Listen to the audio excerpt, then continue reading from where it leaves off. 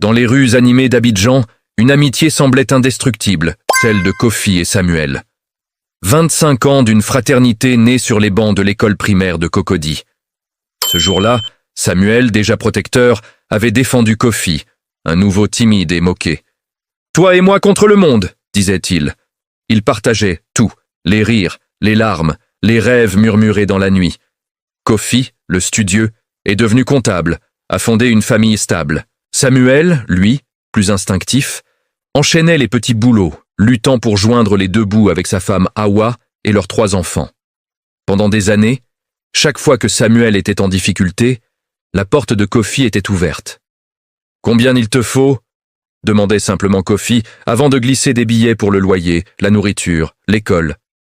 Patricia, la femme de Kofi, s'inquiétait. « Tu donnes trop, Kofi, nous avons aussi nos charges. » Mais Kofi répondait toujours la même chose. « C'est mon frère, je ne peux pas le laisser tomber. » Samuel, les yeux humides, jurait de tout rembourser un jour. « Laisse tomber, on est frères !» souriait Kofi, convaincu que la loyauté valait plus que tout l'or du monde. Personne n'aurait pu imaginer que ce pacte sacré allait se transformer en un cauchemar absolu. Le tournant de leur vie arrive en mars 2023. En travaillant tard, Kofi découvre une opportunité d'affaires incroyable avec un client chinois, Monsieur Zhang. Des marges colossales, des dizaines de millions de bénéfices potentiels chaque mois. C'était la chance de sa vie, mais surtout la chance de sortir Samuel de la misère pour de bon. Il fallait un capital de départ de 5 millions de francs CFA. Kofi avait 3 millions, il emprunterait le reste. Il voulait s'associer avec son ami à 50-50. Pas pour l'argent de Samuel, il n'en avait pas, mais pour son charisme, son talent sur le terrain. Le lendemain, autour d'une bière, Kofi expose son plan. Les yeux de Samuel s'emplissent de larmes. « Mon frère, tu me sauves la vie, jamais je n'oublierai. » L'entreprise KS Import naît, K pour Kofi, S pour Samuel. Kofi injecte les 5 millions. Samuel, présenté à Zhang, fait merveille. Le succès est immédiat, fulgurant. Dès le premier mois, il réalise 17 millions de bénéfices nets, soit 8,5 millions chacun. Samuel pleure en comptant les billets. « Ce n'est que le début », lui dit Kofi. « Dans 6 mois, on sera millionnaire. » Les mois suivants sont une explosion de succès. Les bénéfices grimpent en flèche. Samuel, enfin, trouve sa voie. Mais l'argent, ce révélateur impitoyable, commence son œuvre insidieuse. Très vite, les bénéfices atteignent 25 millions chacun par mois. Samuel change de vie radicalement. Villa luxueuse, voiture de sport, école privée pour ses enfants. Kofi, lui, reste prudent, continue de vivre simplement à Yopougon. « Laisse-moi vivre, grand frère. J'ai assez souffert », répond Samuel au conseil de prudence de son ami. Les signes avant-coureurs apparaissent. Samuel devient distant. Il veut modifier les statuts de la société pour avoir les pleins pouvoirs. Il commence à raconter que c'est lui et lui seul qui fait tourner l'affaire. Le doute s'installe dans le cœur de Kofi. La première vraie dispute éclate quand Kofi refuse une transaction suspecte de 100 millions. « C'est moi qui me tape le terrain, toi tu comptes dans ton bureau climatisé !» lui hurle Samuel. La confiance est brisée. Quelques jours plus tard, Kofi surprend Samuel en train de fouiller le coffre-fort de l'entreprise. Inquiet, il installe une caméra de surveillance.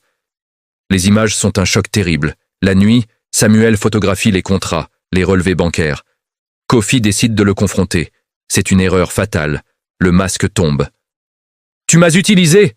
crache Samuel, le visage déformé par la haine. « Tu adorais me voir dépendre de tes miettes. Sans moi, cette boîte n'est rien. Les clients me connaissent, moi. Toi, tu n'es qu'un gratte-papier. » 25 ans d'amitié sont pulvérisés en 1 seconde. Kofi, le cœur en miettes, propose de tout arrêter. Mais Samuel devient soudainement calme, calculateur. Oublions, on continue. Kofi comprend alors qu'il est en danger. Quelques jours plus tard, Samuel organise un grand dîner de réconciliation. Les rires fusent, les souvenirs d'enfance sont évoqués. Kofi, soulagé, pense que la crise est passée. Après le repas, vers 22h, Samuel propose « Viens voir le nouvel entrepôt que j'ai loué ». Kofi accepte. L'entrepôt, immense et isolé, est plongé dans le noir. Un mauvais pressentiment l'envahit. Samuel le guide vers l'arrière du bâtiment. Et là, Kofi voit l'horreur. Une fosse profonde, fraîchement creusé. 3 hommes surgissent de l'ombre, le ligotent, le bâillonnent. Samuel s'accroupit près de lui, un sourire glacé sur les lèvres. « Ton problème, Kofi, c'est que tu es trop gentil. Et les gentils se font bouffer. Avec toi mort, je récupère 100%. J'ai falsifié les documents, tu m'as tout légué en cas de décès. Merci pour ta signature. » Les hommes jettent Kofi dans la fosse. La terre commence à tomber sur lui. Il pense à sa femme, à ses enfants. La terre recouvre ses jambes, son ventre, sa poitrine. La panique le submerge. C'est la fin. La terre atteint son cou. Encore quelques secondes. Soudain, des sirènes, des portes qui claquent. « Police ! Personne ne bouge !» Des lampes torches balayent l'obscurité. Des mains le tirent de sa tombe improvisée. Patricia, sa femme, avait tout deviné. Inquiète après le dîner trop parfait de Samuel, elle avait suivi la localisation de son téléphone et prévenu la police. Kofi, tremblant, voit son ami, son frère, être emmené menotté. Leurs regards se croisent une dernière fois.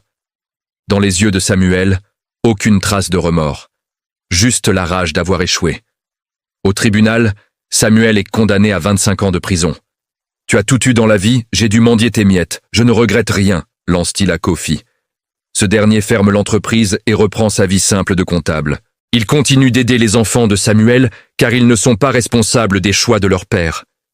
Les cauchemars le hantent, mais la cicatrice la plus profonde est celle de la confiance trahie. 2 ans plus tard, Samuel meurt en prison dans une bagarre pour de l'argent. Une ironie cruelle. Kofi paie discrètement les funérailles. Seul chez lui, il regarde une vieille photo d'eux, adolescent et insouciant. « Repose en paix, Sam », murmure-t-il, les larmes coulant enfin. Non pas pour le traître, mais pour l'ami qu'il a perdu il y a bien longtemps. Cette histoire, dont les noms ont été changés, nous rappelle une leçon brutale. L'argent ne change pas les gens. Il révèle qui ils sont vraiment. Et parfois, même la plus forte des amitiés ne peut résister à la cupidité. Merci de nous avoir suivis. Prenez soin de vous et de ceux en qui vous avez confiance.